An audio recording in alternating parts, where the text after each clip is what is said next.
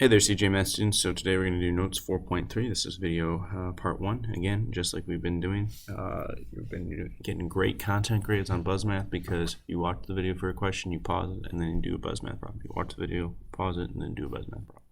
All right, so for number 1, it says find the missing addend. So 3 plus what number gives you 7? That's very simple. 3 plus 4 gives you 7. All right, find the missing factor. What times 2 gives you 18? That's 9 times 2. These are the key words here, addend and factor, that problems will kind of ask you to find in evaluating algebraic expressions and then later on solving equations. So number 2 is very similar. It says find the missing addend. What plus 8 is 20? Well, that's just 12 plus 8. And now they do the same thing, but instead of putting a question mark, they put a variable. So they scaffold you up that way. Find the value of n. n plus 5 is 15. It's the same thing as a question mark, right? So question mark, what plus 5 is 15? N is equal to 10, right? If you haven't already, pause the video and do numbers 1 and 2. All right, number 3. So we have a real life scenario. Ella makes $13 an hour at her part-time job. So let's just imagine, okay, she works 2 hours. How much money does she make? Well, she makes 2 times 13. She makes 26. She works 4 hours. How much money does she make? Well, she makes 4 times 13, which is $52. Okay, she works 5 hours now. She makes 5 times 13, which is $65. And then she works 7 hours. 7 times 13 is $91. Okay. Now, can you find the total amount Ella makes each week? No, we cannot find it because we don't know how many hours she's worked. So once there's going to be 2 answers here. So the yes and yes are wrong. But no, you would have to know how many hours she works each week to find the total amount. Also, once you know the total amount of hours she works all week, you would be able to find the total amount she makes. So, like I would have to be able to say, Ella worked 30 hours last week. How much did she make? Then you could do 30 times 13 to get the answer. But because we don't know how many hours she worked, you can't find the total amount she made that week. All right. So what algebraic expression could be used to represent the total amount Ella makes each week?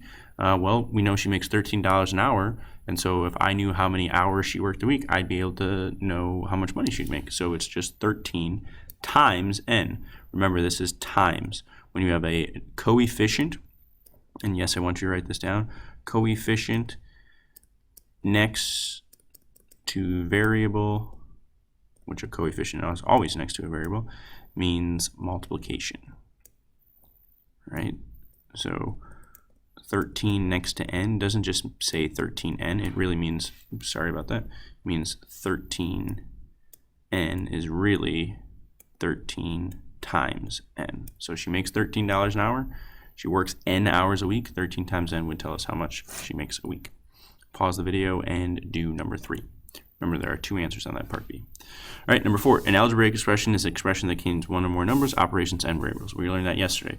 So select the algebraic expression. Well, this carries a number, a variable, and an operation. There's division right there. Good. Anything with an equal sign is not an algebraic expression, so those are not answers. And then 7 plus 1, that's a numeric expression or numerical expression because it does not have a variable in it. So the only answer there is n over 7. Pause the video and do number 4. All right, number 5. I'm going to do this twice because it's a kind of super important question. If you can get this, you can get what we're doing.